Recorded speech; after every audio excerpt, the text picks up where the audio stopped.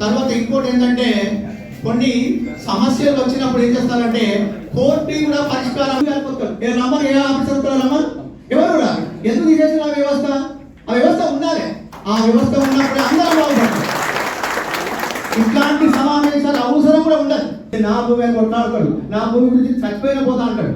కాకపోతే ఇప్పుడు చాలా సమస్యలు వస్తున్నాయి. ఈ ధరణి ఎవరికి ధరణి ప్రక్షాళన చేయండి. అక్కడ దాకా కొన్ని దాకా పోని అవసరం లేదు. కాబట్టి రెవెన్యూ సదస్సులు పెట్టినా ఇంకేది పెట్టినా ఫస్ట్ వ్యవస్థలో చివరి వ్యవస్థ పట్టించుకుంటాం. మనం పై వ్యవస్థలు మాట్లాడతాం, చట్టం సిసిఎల్ అన్ని మాట్లాడతాం.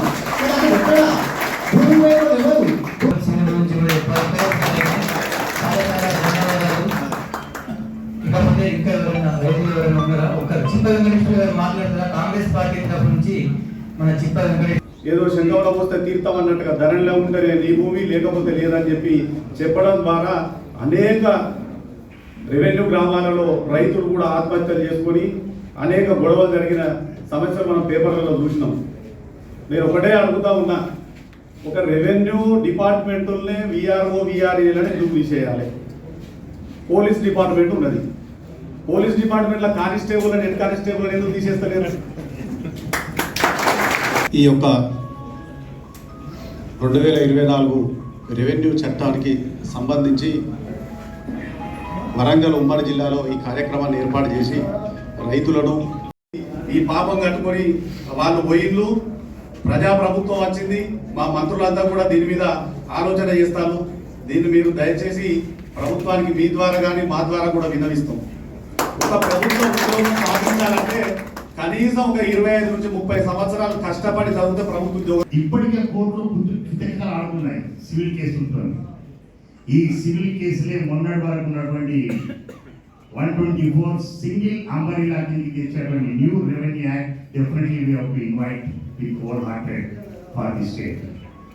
లేదు అంటే అలాగే ఉన్నట్టయితే సివిల్ కేసులు మళ్ళీ సివిల్ కేసులు అవుతూ క్రిమినల్ కేసులు కూడా దారి తీసేటువంటి అవకాశం ఉంది. ల్యాండ్స్ రేట్స్ పెరిగిన తర్వాత అది దానికి కంప్లీట్గా సంపూర్ణంగా ఫుల్ స్టాప్ పెట్టాలి అని అంటే ఖచ్చితంగా నువ్వు విఆర్ఓ అంటావో ఇంకే పదం వాడతావో ఆ తుగ్లకు వేసినటువంటి విఆర్ఓలను మళ్ళీ రేవంత్ రెడ్డి గారు మళ్ళీ ఇక్కడికి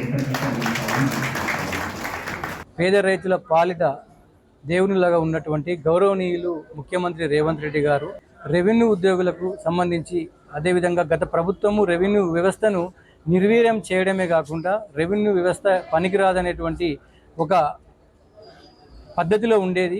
ఈ కొత్త రెవెన్యూ చట్టం అనేటువంటిది ROR యాక్ట్ 2024 అనేటువంటిది ముమ్మాటికి ప్రజా సంక్షేమం కొరకు, రైతుల సంక్షేమం కొరకు, రైతులకు ఏ విధంగానైతే మేలు జరుగుతుందో అనే ఉద్దేశంతో 18 రాష్ట్రాల నుంచి తీసుకున్నటువంటి చట్టాలను సమగ్రముగా అధ్యయనం చేసి తయారు చేసినటువంటి ముసాయిదా బిల్లు.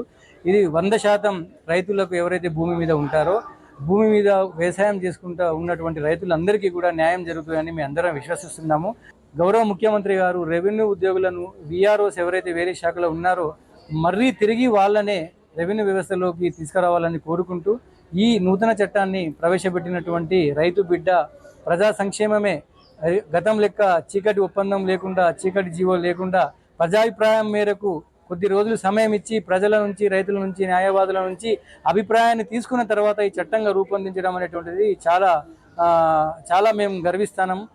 ఈ తెలంగాణలో ఉన్నటువంటి కాంగ్రెస్ ప్రభుత్వానికి మేము రెవెన్యూ ఉద్యోగుల పక్షాన కృతజ్ఞతలు తెలియజేస్తున్నాం. తెలంగాణ ప్రభుత్వంలో అనగదొక్కబడి అనేక రైతులకు అన్యాయం జరిగిన దానికి అనుగుణంగా కొత్త రెవెన్యూ చట్టం తీసుకొచ్చి దాని మీద చర్చా కార్యక్రమానికి మంచి స్పందన ఉంది. హన్మకొండ జిల్లా నుండి, వరంగల్ జిల్లా నుండి ఇట్లా తహసీల్దార్ TGT ఆధ్వర్యంలో గౌరవ లచ్చిరెడ్డి గారి అధ్యక్షతన నిర్ణయించడం జరుగుతుంది. ఈ చర్చా కార్యక్రమంలో గత ప్రభుత్వం మాదిరి కాకుండా ఇప్పుడు ప్రభుత్వంలో ప్రజల ఇంకేమన్నా సడలింపులు ఏమైనా కావాలా, ఇంకా దానికి సంబంధించిన ఏమన్నా అని చర్చలకు పిలవటం జరిగింది. దాని ప్రకారం ఇక్కడ హాజరై ఇది జరుగుతుంది. దీనికి మా TGT తరఫున మేము పూర్తి స్థాయిలో సహకారం అందిస్తాం. ముఖ్యంగా మా VRA BRO వ్యవస్థను తీసేసి చాలా ఇబ్బందులకు గురి చేసింది. తక్షణమే వాళ్ళను మళ్ళీ మా రెవెన్యూ డిపార్ట్మెంట్ తీసుకోవాలని మేము TGT తరఫున మేము కోరుతున్నాము. ఈ చట్టం కూడా వీలైనంత రైతులకు అనుగుణంగా రావాలని మేము ఆశిస్తున్నాము.